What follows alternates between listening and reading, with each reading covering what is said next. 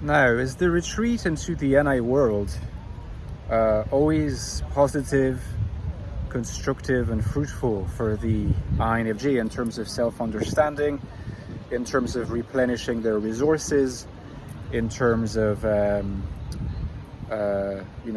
just gathering themselves and getting into a state where they will later feel ready to face the real world again? I mean, that's kind of the question we're asking. Now, it's not the case that retreating into the NI world achieves this. And if you're familiar at all with my contents, you know that I don't argue that, because retreat into the NI world is also one way of enabling further alienation, living within the alienation, legitimizing the alienation, losing touch with the possibility of further SE integration. And that's an important point, because retreat into the NI world is also synonymous with NI consolidation. Okay? And sometimes we need NI consolidation. So in fact, we do need sometimes to retreat into our NI world. An INFJ who was not able to, or not willing, that would be rare, but not willing to retreat into their NI world would never consolidate their NI function. And that's tantamount to saying they will never achieve any sort of unified vision or roadmap towards a unified vision, which is like the most energizing thing for an INFJ personality. To feel like they have a roadmap towards a unified vision, and to feel on top of that, ideally, that they're engaged, that they're on the road. The movement is the real, is the real, like, sort of crux of the issue.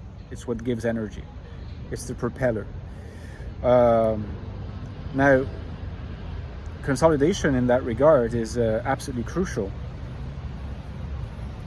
And that requires a retreat into the NI world. It's practically synonymous, There's also cases where, for defensive reasons, there's no other option but to retreat into the NI world.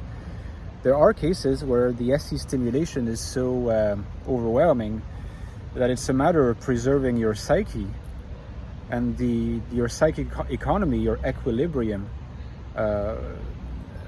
And if you don't do that, there's a fear of the possibility of a kind of mental collapse.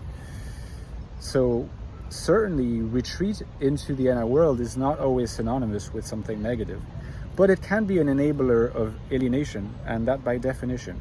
If you retreat into the NI world, you're consolidating your introverted processes, you're not expanding. That is to say, you're not gathering new inputs with your SE function, you're not reaching out to other people with your FE function.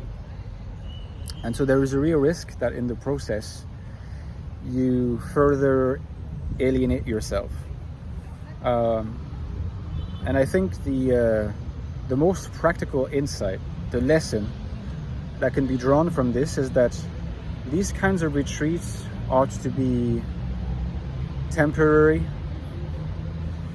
They ought to be strategic, which is not to say that a lot of calculation should go into it. A lot of the time, it's more about trusting yourself to know when you should retreat. And that's fundamentally about trusting your intuition. Trusting your intuition for an INFJ is synonymous with trusting your NI. NI knows when it needs to retreat, when it needs to recharge.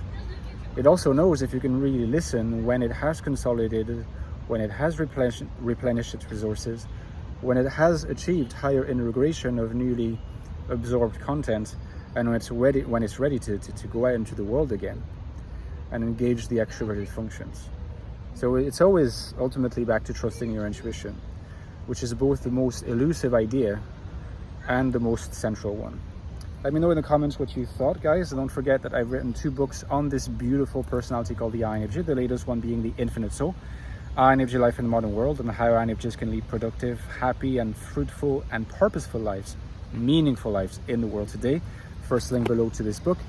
The Ecstatic Soul is the prequel in my first book on the INFJ, a new look at the INFJ personality, which is the deepest investigation of the INFJ mind.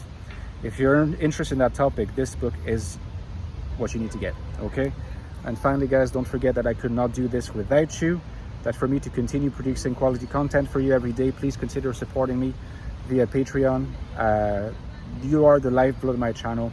You get access to some cool perks too if you become a patron for a small amount every month or every year. You can also subscribe yearly. Access to our Discord server, as well as a bonus video every 2-3 weeks on a topic of your choosing by myself. If that sounds good, see you there. Okay, bye-bye, guys.